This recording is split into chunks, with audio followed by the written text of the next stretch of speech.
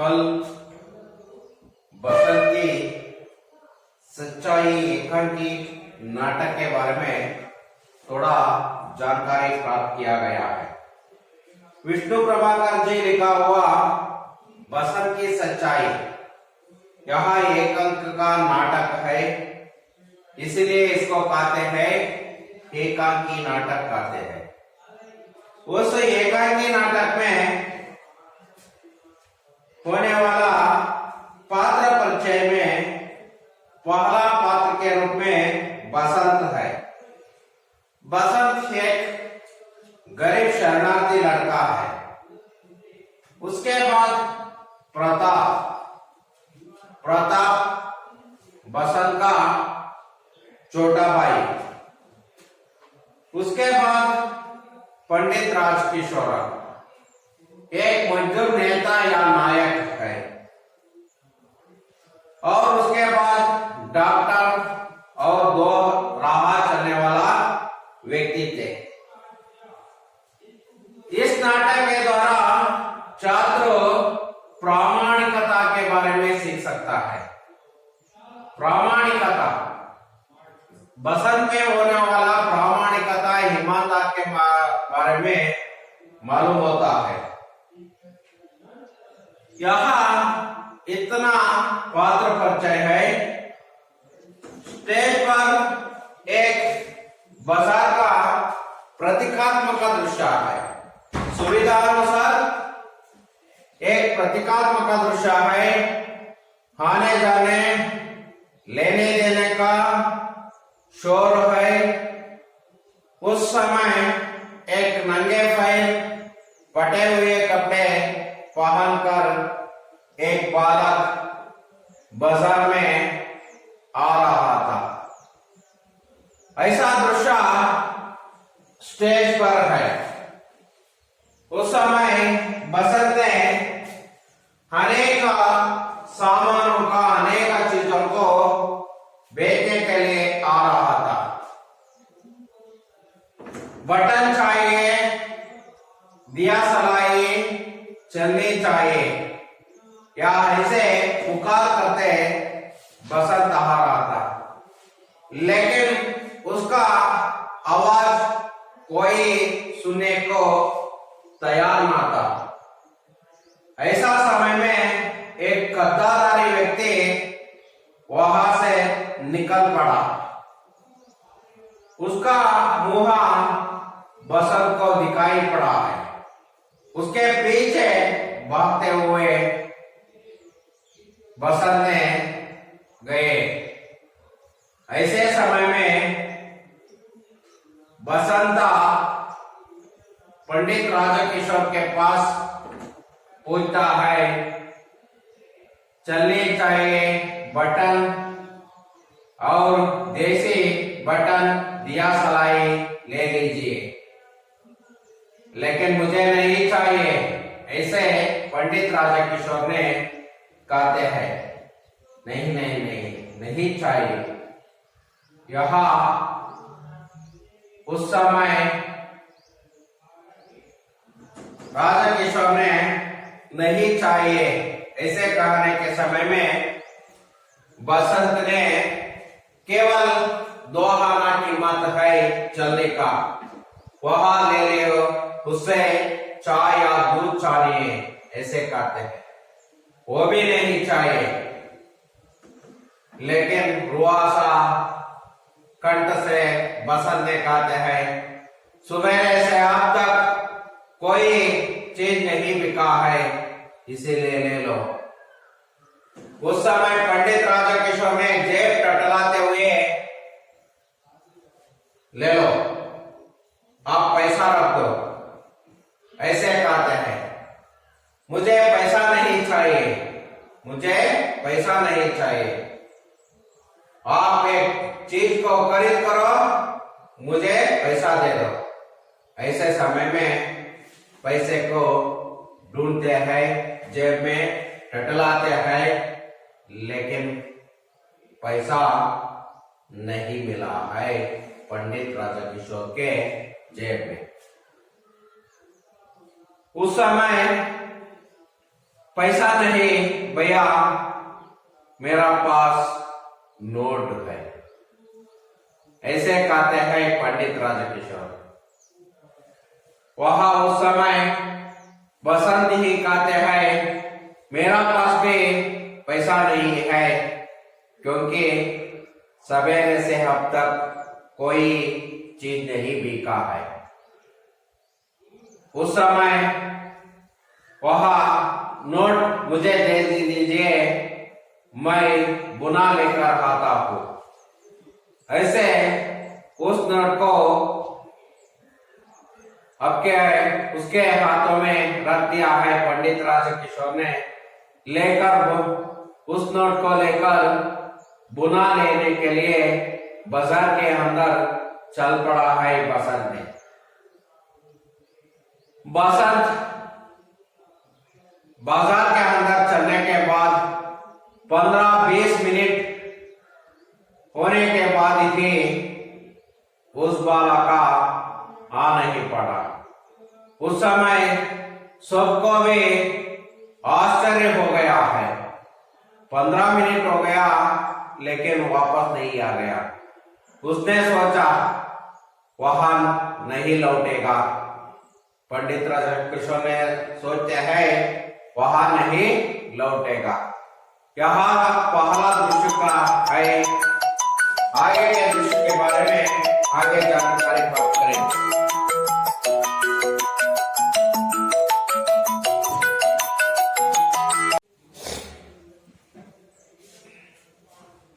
यहाँ पहला दृश्य का सारांश है।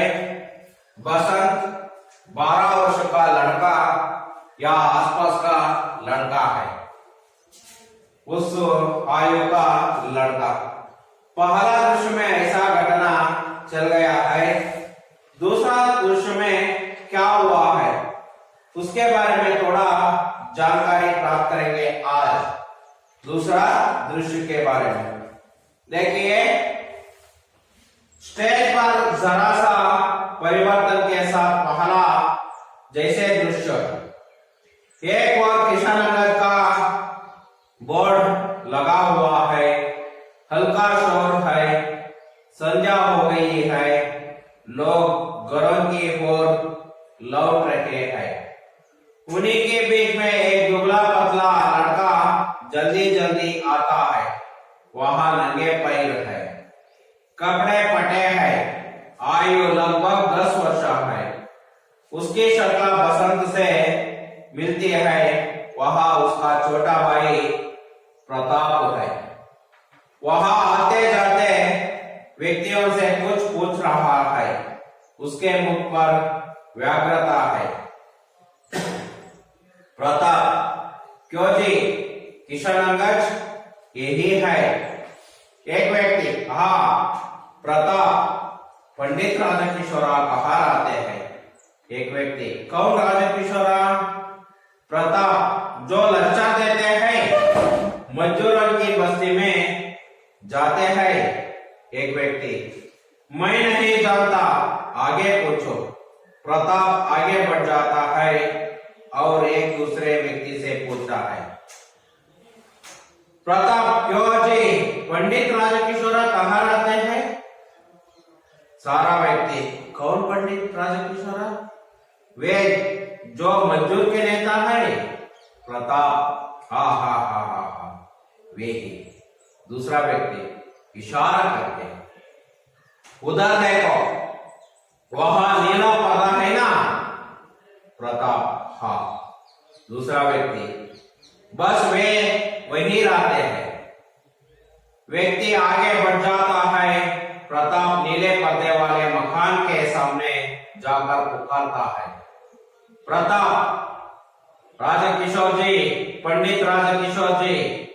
अंदर से आवाज आती है, राजकिशोर, कौन? खिड़की से झुकाकर देखते हैं, क्यों भाई, क्या बात है? प्रताप जी, मुझे मेरे भाई ने भेजा है। राजकिशोर, तुम्हारा भाई? ठहरो, मैं आता हूं। बाहर आकर, तेरा भाई कौन है बच्चे? प्रताप, आज दोपहर को उसने आपको एक छलनी बेची थी। राजकिशोर, हाँ हाँ, आज मैंने एक लड़के से एक छलनी ली थी, 1 रुपए का नोट दिया था।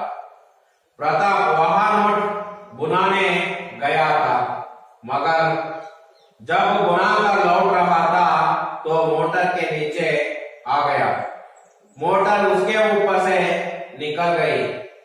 राजकिशोर, अचराज, क्या मोटर उसके ऊपर से निकल गई?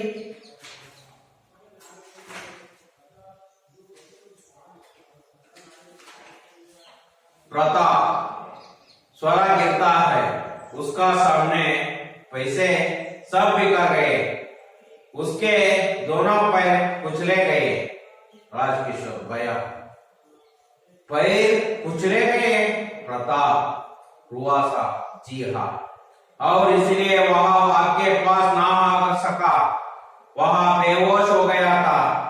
बड़ी मुश्किल से उसे घर ले गए। बड़ी देर से जब उसे होश आया तो उसने मुझे आपके पैसे लौटाने को कहा। मैं आपके 14.5 आने लाया हूं।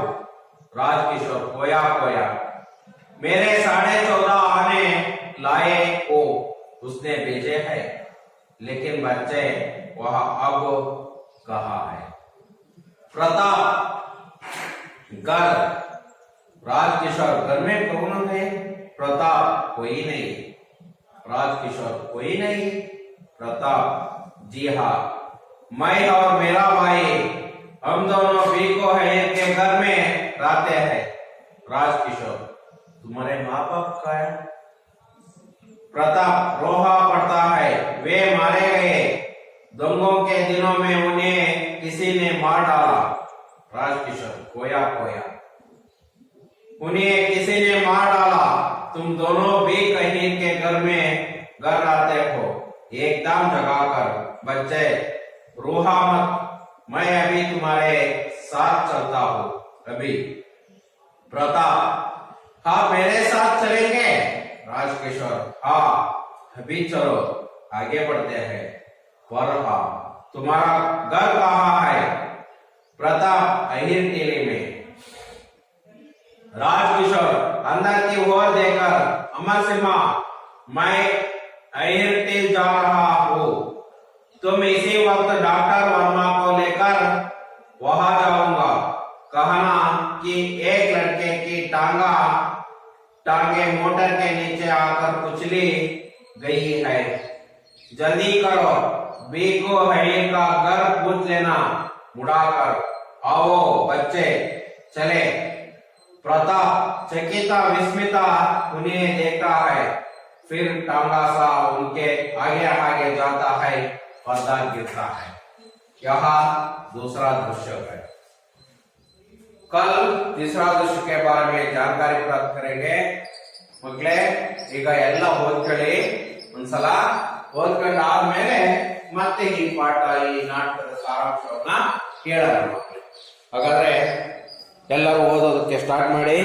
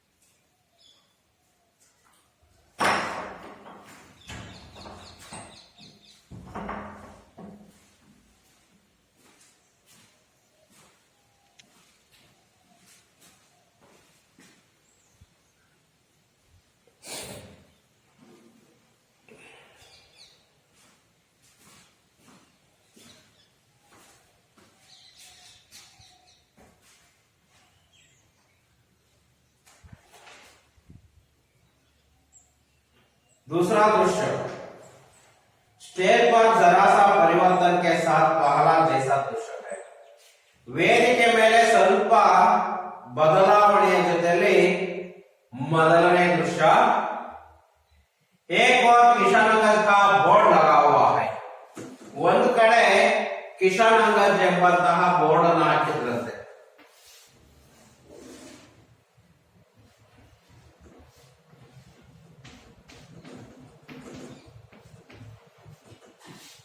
एक और किशनगंज का बोर्ड लगा हुआ था हल्का शोर है ಸ್ವಲ್ಪ ಶಬ್ದ ಇತ್ತು संध्या हो गई थी संध्या को ಆಗಿತ್ತು शाम हो गई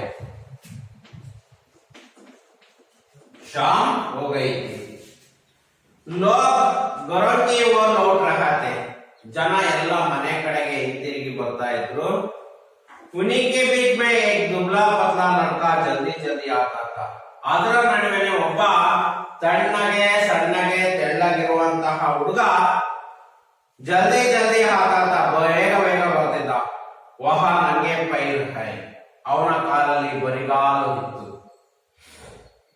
ಕಪಡೆ ಪಟೆ ಹೈ ಬಟ್ಟೆಗಳು ಹರಿದಿದ್ದವು ಆಯು ಲಗ್ಭಗ್ 10 ವರ್ಷ ಹೈ ಸುಮಾರು ಅವನ ವಯಸ್ಸು 10 ವರ್ಷ ಆಗಿತ್ತು उसकी शक्ल बसंत से मिलती थी ಅವನ ಮುಖ ನೋಡೋದಕ್ಕೆ ಬಸಂತನ ಮುಖ ಇದ್ದ ಹಾಗೆ ಇತ್ತು वहां उसका छोटा भाई प्रताप ಅವನ ಹೆಸರೇ प्रताप आ छोटा भाई का नाम प्रताप वह आते आते व्यक्तियों से कुछ पूछ रहा था उसके मुख पर व्याघ्रता है ಬಂದಂತಹ ಓದಂತಹ ವ್ಯಕ್ತಿಗಳನ್ನ ಕೇಳ್ತಾ ಇದ್ದು ಅವನ ಮುಖದಲ್ಲಿ ವ್ಯಥೆ ಇತ್ತು ಇವನ ವಯಸ್ಸು ಕೇವಲ ಸುಮಾರು 10 ವರ್ಷ बसंतन वयस्सु 12 वर्ष 12 वर्ष बसंत का आयु प्रताप का आयु लगभग 10 वर्ष है प्रताप क्यों जी किशनगंज यही है क्या के किशनगंज ಇದೆ ಅಲ್ವಾ एक व्यक्ति हाँ प्रताप पंडित राजकिशोर कहाँ रहते हैं पंडित राजकिशोर ಎಲ್ಲಿ ವಾಸವಾಗಿರುತ್ತಾನೆ एक व्यक्ति कौन राजकिशोर यार राजकिशोर प्रताप जो लेक्चर देता है ना यार लेक्चर ಕೊಡ್ತಾರಲ್ಲ मजदूरों की बस्ती में जाते हैं ಹಾಗಾದ್ರೆ ಕೂಲಿ ಕಾರ್ಮಿಕರ ಬಸ್ತಿ ಅಂದ್ರೆ ಬೀದಿಯಲ್ಲಿ ಹೋಗ್ತಾರಲ್ಲ ಅವರು एक व्यक्ति मैं नहीं जानता आगे पूछो ನನಗೆ ಗೊತ್ತಿಲ್ಲ ಹಾಗಾದ್ರೆ ಮುಂದೆ ಕೇಳು प्रताप आगे बढ़ जाता है एक दूसरे व्यक्ति से पूछता है प्रताप ಮುಂದೆ ಹೋಗ್ತಾನೆ ಇನ್ನೊಬ್ಬ ವ್ಯಕ್ತಿ ಹತ್ರ ಕೇಳ್ತಾನೆ प्रताप क्यों जी पंडित राजकिशोर कहाँ रहते हैं पंडित राजकिशोर ಎಲ್ಲಿ ವಾಸವಾಗಿರ್ತಾನೆ सारा व्यक्ति अलिದ್ದವರು कौन पंडित राजकिशोर जो मजदूरों के नेता है ना अगर यार राजकिशोर हो ಅದೇ ಕಲ್ ಕಾರ್ಖಾನೆಗಳಲ್ಲಿ ಕೆಲಸ ಮಾಡುವಂತವರ ನಾಯಕನ ಮಜ್ದೂರಕ ನಾಯಕ ಹೌದು जी हाँ ಅಂತ ಪ್ರತಾಪ್ ಹೇಳ್ತಾರೆ दूसरा व्यक्ति इशारा करके इशारा का मतलब संकेत करके या उधर देखो आ कड़े नोडो यहाँ नीली पर्दा है ना ಅಲ್ಲಿ ಕಾಣುತ್ತಲ್ಲ ನೀಲಿ ಪರ್ದೆ ಅದೇ ಅಲ್ವಾ ಪ್ರತಾಪ್ ಹೌದು ಆ दूसरा व्यक्ति बस वे वही रहते हैं ನೋಡು ಅಲ್ಲೇ ಅವರು ವಾಸವಾಗಿರುವಂತದ್ದು ಹೋಗು ಅಂತ ಹೇಳ್ತಾರೆ व्यक्ति आगे बढ़ जाता है व्यक्ति आगे ಮುಂದೆ ಹೋಗ್ತಾನೆ प्रताप नीली पर्दे वाला मकान के सामने जाकर पुकारता है नीली पर्दे ಇರುವಂತಹ ಮನೆ ಎದುರಿಗೆ ಹೋಗಿ ನಿಂತ್ಕೊಂಡು ಕೂಗ್ತಾನೆ प्रताप राजकिशोर जी पंडित राजकिशोर जी राजकिशोर पंडित राजकिशोर जी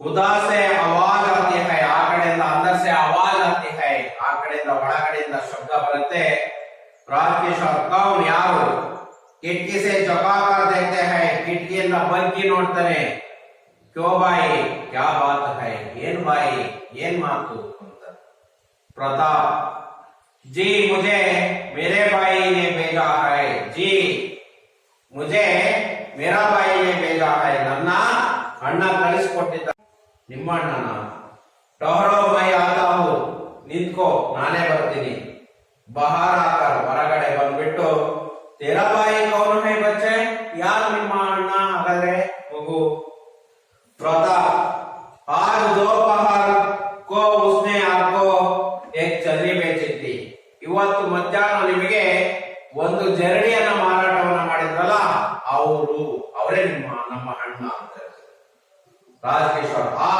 ಹೌದು ಹೌದು मैंने एक लड़के से एक चलनी ली थी ನಾನು ಒಬ್ಬ ಹುಡುಗನಿಂದ ಒಂದು ಜರಡಿಯನ್ನು ತೆಗೆದುಕೊಂಡಿದ್ದೆ एक रुपए का नोट दिया था ಅವನಿಗೆ 1 ರೂಪಾಯಿ ನೋಟ್ ಅನ್ನು ಸಹ ನಾನು ಕೊಟ್ಟಿದ್ದೆ ಅಂತ ಹೇಳ್ತಾರೆ ಪ್ರತಾಪ್ वहां नोट भुगाने गए थे ಆ ನೋಟ್ ಅನ್ನು ಚಿಲ್ಲರೆಯನ್ನು ಮಾಡಿಸಿಕೊಂಡು ಹೊರಕ್ಕೆ ಹೋಯ್ತಾ मगर जब वो बुना कर लौट रहा था ಆದರೆ ಚಿಲ್ಲರೆಯನ್ನ ಮಾಡಿಸಿಕೊಂಡು ಹಿಂತಿರುಗಿ ಬರುವಾಗ तो मोटर के नीचे आ गया है ಅವನು ಮೋಟರ್ ಅನ್ನ ಕೆಳಗೆ ಬಿದ್ದು ಹೋಗ್ಬಿಟ್ಟವನೆ मोटर उसके ऊपर से निकल गई मोटर ಅವನ ಮೇಲೆ ಹತ್ತಿ ಹೋಗ್ಬಿಟ್ಟಿದೆ राजकिशोर अच्छा आश्चर्यದಿಂದ क्या मोटर उसके ऊपर से निकल गई मोटर ಅವನ ಮೇಲೆ ಹತ್ತಿ ಹೋಯ್ತಾ ಅಂತ प्रताप स्वर गिरता है स्वरा बिड़ाते उसका सामान पैसे सब बिकर गए हैं ಅವನ ಎಲ್ಲಾ ಸಾಮಾನುಗಳು पैसे ಎಲ್ಲ ಚೆಲ್ಲಿ ಹೋಗ್ಬಿಟ್ಟಿದಾವೆ उसके दोनों पैर कुचल गए हैं ಅವನ ಎರಡೂ ಕಾಲುಗಳು ಸಿಕ್ಕಾಕೊಂಡಿದ್ದಾವೆ राजकिशोर पैर कुचल गए ಕಾಲು ಸಿಕ್ಕಾಕೊಂಡಿದ್ವಾ प्रताप प्रवास आड़ता जी और इसलिए वह आपके पास ना आ सका ಹಾಗಾಗಿ ಅವನು ನಿಮ್ಮ ಹತ್ರ ಬರಕಾಗಿಲ್ಲ वह बेहोश हो गया प्रज्ञाहीन बेहोश का मतलब प्रज्ञाहीन हो गया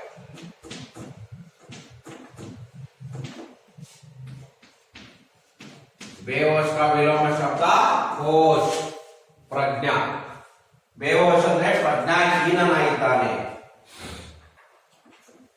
बड़ी मुश्किल से उसे घर ले गए ಬಹಳ ಕಷ್ಟಪಟ್ಟು ಅವನನ್ನ ಕರ್ಕೊಂಡು ಹೋಗಿದ್ದಾರೆ बड़ी देर में जब उसे होश आया ಸ್ವಲ್ಪ ಸಮಯದ ನಂತರ ಅವನಿಗೆ ಜ್ಞಾನ ಬಂದಿದೆ तो उसने मुझे आपके पैसा लौटाने को कहा ಅವನು ನಿಮಗೆ ಹಣವನ್ನು ಹಿಂದಿರಿಸೋದಕ್ಕೆ ಹೇಳಿದ್ದಾನೆ मैं आपके 14.5 आने लाया हूं ನಾನು 14.5 ಹಣೆಯನ್ನ ನಮ್ಮ ವಾಪಸ್ ಕೊಟ್ಟು ಕಳಿಸಿದಾನೆ ಹಾಗಾಗಿ ತೆಗೆದುಕೊಂಡು ಬಂದಿದ್ದೀನಿ ಅಂತ ಹೇಳ್ತಾರೆ राजकिशोर ಹೋಯಾ ಹೋಯಾ मेरे 14.5 आने लाया हूं ನನ್ನ 14.5 ಹಣೆ ತಗೊಂಡಿದ್ದೀಯಾ उसने भेजा ಅವನು ಕಳಿಸ್ಕೊಟ್ಟ लेकिन बच्चे वहां कहां है ಹಾಗಾದ್ರೆ ಮಗು ಅವನು ಎಲ್ಲಿದ್ದಾನೆ ಈಗ ಅಂತ ಹೇಳ್ತಾನೆ ಪ್ರತಾಪ್ ಗರ್ ಈಗ ಎಲ್ಲಿದ್ದಾನೆ ಮನೆಯಲ್ಲಿದ್ದಾನೆ घर में कौन है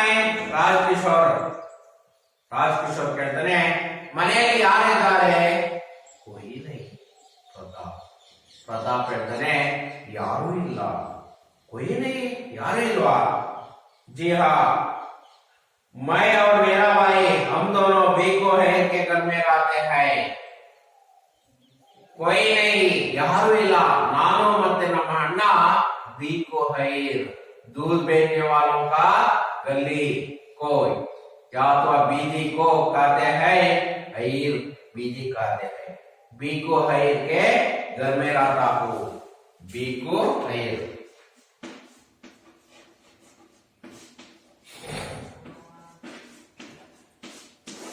बीको हईर के घर में रहता हूँ बीको हईर ಅವರ ಮನೆಯಲ್ಲಿ ನಾನು ವಾಸವಾಗಿದ್ದೇನೆ ಅಂತ ಹೇಳ್ತಾರೆ ಹಾಗಾಗಿ ನಮಗೆ ಯಾರು ಇಲ್ಲ ಅಲ್ಲಿ ನಾವು ವಾಸವಾಗಿದ್ದೀವಿ ಅಂತ ಆ ಮಾತನ್ನ ಹೇಳ್ತಾರೆ ಹಾಗಾದ್ರೆ ಮುಂದೆ ಏನಾಗುತ್ತೆ बीको हईर के घर में रहता हूँ राजकिशोर तुम्हारे माँ बाप का ಹಾಗಾದ್ರೆ ನಿಮ್ಮ ತಂದೆ ತಾಯಿ प्रताप जोर रो पड़ता है, अळता है। वे मारे गए, ಹೊಡೆದಾಕಿದ್ರು। दंगों के दिनों में उन्हें किसी ने मार डाला। ಆಗ ಹೋರಾಟದ ದಿನಗಳಲ್ಲಿ ಯಾರೋ ನಮ್ಮ ಅಪ್ಪ ಅಮ್ಮನ ಹೊಡೆದಾಕಿದ್ದಾರೆ।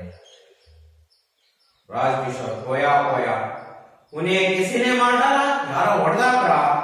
तुम दोनों बीको हेर के घर में रहते हो, ನೀವಿಬ್ರು बीको हेर ಅವರ ಮನೆಯಲ್ಲಿ ಏನಾಯಿದ್ದೀರಾ ಇದ್ದೀರಾ। एकदम जगाकर बच्चे रो मत, ಅಳಬೇಡ। मैं अभी तुम्हारे साथ चलता हूं, ನಾನು ಈಗಲೇ ನಿನ್ನ ಜೊತೆ ಬರ್ತೀನಿ। अभी ಈಗಲೇ। प्रताप आप मेरे साथ चलेंगे, ನೀವು ನನ್ನ ಜೊತೆ ಬರ್ತೀರಾ। राजकिशोर हाँ अभी चलो, ಈಗಲೇ ನಡ್ರಿ। ಹಾಗೆ ಮಾಡ್ತಾ है, ಮುಂದೆ ಹೋಗ್ತಾರೆ। पर तुम्हारा घर कहाँ है, ನಿಮ್ಮ ಮನೆ ಎಲ್ಲಿದೆ। प्रताप अहिरटेली में, ನಮ್ಮ ಮನೆಯಲ್ಲಿದೆ अहिरटेली। टील, टील का मतलब बीदी, गली।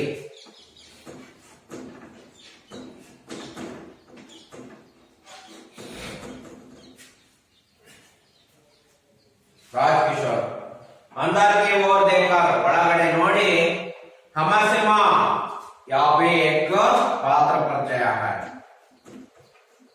हमासिमा कौन ಅಂತ ಕೇಳಬಹುದು। ಹಾಗಾದ್ರೆ ನೀವು ಗೊತ್ತಾಗುತ್ತೆ हमासिमा ಯಾರು ಅಂತ। ಈಗ ನೋಡಿ, मैं अहिरटेली जा रहा हूँ, ನಾನು अहिरटेलीಗೆ ಹೋಗ್ತಾ ಇದ್ದೇನೆ। तुम इसी वक्त डॉक्टर वर्मा को लेकर वहां आओ, ನೀನು ಈ ಸಮಯ ಹೋಗ್ತಂದ್ರೆ ಸಮಯ। डॉक्टर वर्मा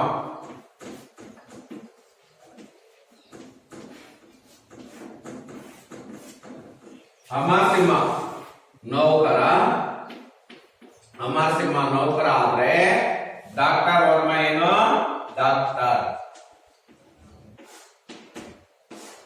ಅಮರಸಿಂಹ ನೌಕರ, ಡಾಕ್ಟರ್ ವರ್ಮ ಡಾಕ್ಟರ್ ಆಗಿರ್ತದೆ। ಅಮರಸಿಂಹ ಏನ್ ಮಾಡ್ತಾರನ್ನ ಕರೆದು, ನೀನು ಡಾಕ್ಟರ್ ವರ್ಮನ್ನ ಬಸಂತ್ ಅವರ ಮನೆ ಆದಂತಹ ಬಸಂತ್ ಅವರ ಮನೆಯಲ್ಲಿದೆ, ಅಹಿರಟೇಲಿಯಲ್ಲಿದೆ, ಅಲ್ಲಿಗೆ ನೀನು ಕರ್ಕೊಂಡು ಬಾ ಅಂತ ಹೇಳ್ತಾರೆ।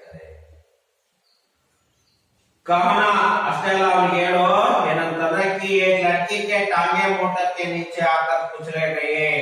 ಒಬ್ಬ ಹುಡುಗ ಟಾಂಗೆ ಮೋಟಾರ್ ಹಾಗಂದ್ರೆ ಕುದುರೆ ಗಾಡಿಯ ಕೆಳಗಡೆ ಸಿಕ್ಕಾಕೊಂಡು ಅವನ ಕಾಲುಗಳ ಮೇಲೆ ಹತ್ತಿ ಹೋಗಿದೆ ಅಂತೆ। ಜಲ್ದಿ ಕರೋ, ಬೇಗ ಮಾಡು, ಬೇಗ ಹೋಗಿ ಕರ್ಕೊಂಡು ಬಾ। बीको है का घर पूछ लेना, ನೀನು ಹೋಗಿ ಅಲ್ಲಿ ಏನಂತ ಕೇಳಬೇಕು, बीको है ಅವರ ಮನೆ ಯಾವುದು ಅಂತ ಕೇಳು। मुड़ाकर ತಿರ್ಸ್ಕೊಂಡ್ಬಿಟ್ಟು, आओ बच्चे चले, बा बच्चे नड़ी ಹೋಗೋಣ। प्रताप चकित विस्मित उन्हें देखता है, ಬಹಳ ಆಶ್ಚರ್ಯದಿಂದ ಆ ಕಡೆ ಈ ಕಡೆ ನೋಡ್ತಾನೆ। फिर टांगा सा उनके आगे आगे जाता है, पर्दा गिरता है, ಮುಂದೆ ಮುಂದೆ ಹೋಗ್ತಾನೆ। ಅಷ್ಟೊತ್ತಿಗೆ ಪರದೆ ಬೀಳತ್ತೆ। ಅಲ್ಲಿಗೆ ಎರಡನೇ ದೃಶ್ಯ ಮುಗಿಯತ್ತೆ ಮಕ್ಕಳೇ। ಒಂದನೇ ದೃಶ್ಯದಲ್ಲಿ ನಮಗೆ ಗೊತ್ತಾಯ್ತು ಚಿಲ್ಲರೆ ತರಕ್ ಹೋದಂತಹ ಬಸಂತು ಬಂದಿರಲಿಲ್ಲ। ಎರಡನೇ ದೃಶ್ಯದಲ್ಲಿ ನಮಗೆ ಗೊತ್ತಾಯ್ತು ಚಿಲ್ಲರೆ ತರಕ್ ಹೋದಂತಹ ಸಮಯದಲ್ಲಿ ಏನ್ ಘಟನೆ ನಡೀತು, ಆ ಕಾರಣದಿಂದ ಅವನು ಬರಕ್ ಆಗ್ಲಿಲ್ಲ ಅಂತ। ಅವನು ಮೋಟರ್ನ ಕೆಳಗಡೆ ಸಿಕ್ಕಾಕೊಂಡಂತಹ ಕಾರಣದಿಂದ ಅವನು ಬರಕ್ಕಾಗಲಿಲ್ಲ ಮಕ್ಕಳೇ, ಗೊತ್ತಾಯ್ತಾ। ಹಾಗಾಗಿ ಅವನು ಮತ್ತೆ ಅಲ್ಲಿಗೆ ಬರಕ್ಕಾಗಲಿಲ್ಲ। ಹಾಗಾಗಿ ಅವನು ಏನಾಯ್ತು, ಮೋಟರ್ನ ಕೆಳಗೆ ಸಿಕ್ಕಾಕೊಂಡಿದ್ದ ಬರಕ್ಕಾಗಲಿಲ್ಲ। ಅವನು ತಮ್ಮನಾದಂತಹ ಪ್ರತಾಪನನ್ನ ಚಿಲ್ಲರೆಯನ್ನ ಕೊಟ್ಟು ಕಳಿಸ್ತಾನೆ। ಆಗ ರಾಜಕಿಶೋರನಿಗೆ ಗೊತ್ತಾಗುತ್ತೆ ಇವನಿಗೆ ಆದಂತಹ ಅಪಘಾತದ ಕಾರಣದಿಂದ ಬಂದಿಲ್ಲ, ಇವನೊಬ್ಬ ಪ್ರಾಮಾಣಿಕ ಬಾಲಕ ಅಂತ। ಆ ಪ್ರಾಮಾಣಿಕ ಬಾಲಕನನ್ನ ನೋಡೋದಕ್ಕೋಸ್ಕರ ಅವರ ಮನೆಗೆ ಪಂಡಿತ್ ರಾಜಕಿಶೋರ ಅಷ್ಟೇ ಅಲ್ಲ, ಅವನಿಗೆ ಚಿಕಿತ್ಸೆಯನ್ನ ಕೊಡಿಸೋದಕ್ಕೋಸ್ಕರ ಡಾಕ್ಟರ್ ವರ್ಮಾ ಅವರನ್ನ ಕರ್ಕೊಂಡು ಬಾ ಅಂತ ತನ್ನ ನೌಕರರಾದಂತಹ ಅಮರಸಿಂಹನಿಗೆ ಹೇಳಿ ಹೋಗ್ತಾನೆ ಮಕ್ಕಳೇ। ಹಾಗಾಗಿ ಇಲ್ಲಿಗೆ ಎರಡನೇ ದೃಶ್ಯ ಮುಗೀತು। ಈಗ ಒಂದ್ಸಲ ನೀವು ಮೆಮೊರೈಸ್ ಮಾಡ್ಕೊಳ್ಳಿ। ಮಾಡ್ಕೊಳ್ಳಿ, ಏನೇನ್ ನಡೀತು ಅನ್ನೋದನ್ನ ಅರ್ಥ ಮಾಡ್ಕೊಳ್ಳಿ ಸಾರಾಂಶ.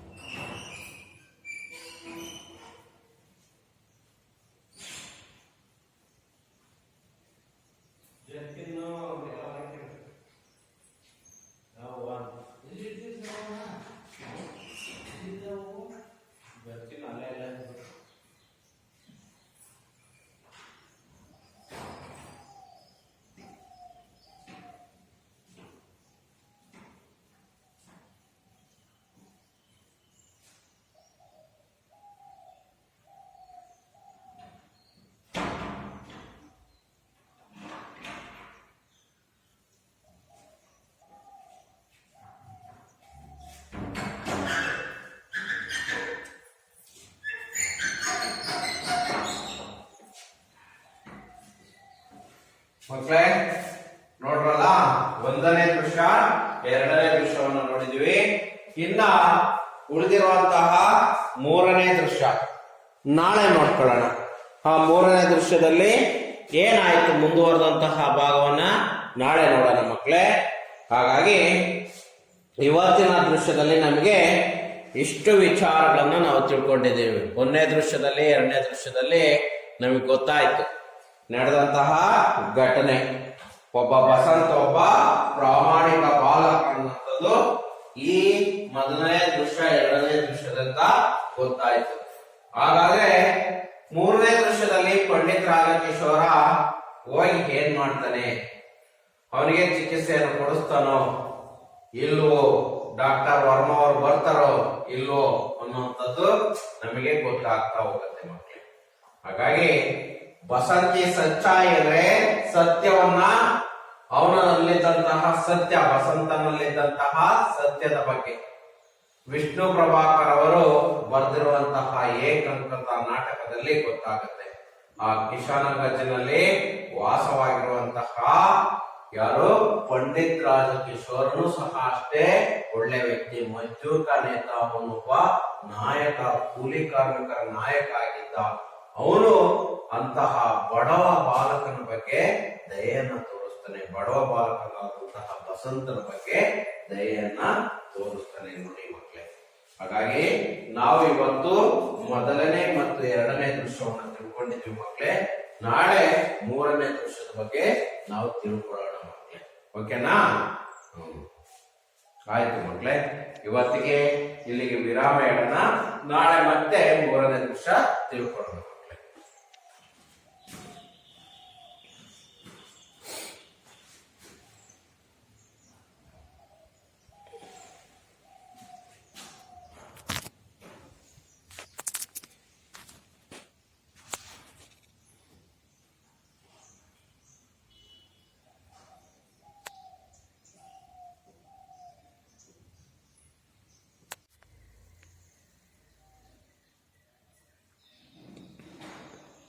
ಮಕ್ಕಳೇ, ಈಗ ಮಾಡಿರುವಂತಹ ಮೊದಲನೇ ದೃಶ್ಯ ಮತ್ತು ಎರಡನೇ ದೃಶ್ಯದಲ್ಲಿ ಮಾಡಿರುವಂತಹ ಪ್ರಶ್ನೆಗಳನ್ನು ನೀವು ಕುತ್ಕೊಂಡು ಮನೆಯಲ್ಲಿ ಕಲ್ತ್ಕೊಂಡು ನೋಟ್ಸಲ್ಲಿ ಬರೆಯೋದಕ್ಕೆ ಪ್ರಯತ್ನ ಮಾಡಿ, ಬರಿಬೇಕು.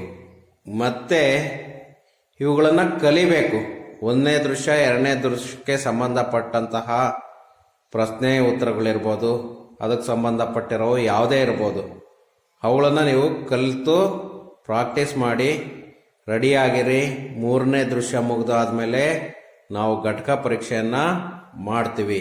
ಅದಕ್ಕೆಲ್ಲ ನೀವು ತಯಾರಿಯನ್ನು ಮಾಡ್ಕೊಂಡಿರ್ಬೇಕು ಮಕ್ಕಳೇ. ಹಾಗೆ ನೀವೆಲ್ಲ ತಯಾರಿಯನ್ನು ಮಾಡಿಕೊಂಡು ರೆಡಿಯಾಗಿರ್ತೀರ ಅನ್ನೋಂತಹ ನಂಬಿಕೆ ನಮಗಿರತ್ತೆ ಮಕ್ಕಳೇ. ಆಯ್ತಾ ಮಕ್ಕಳೇ?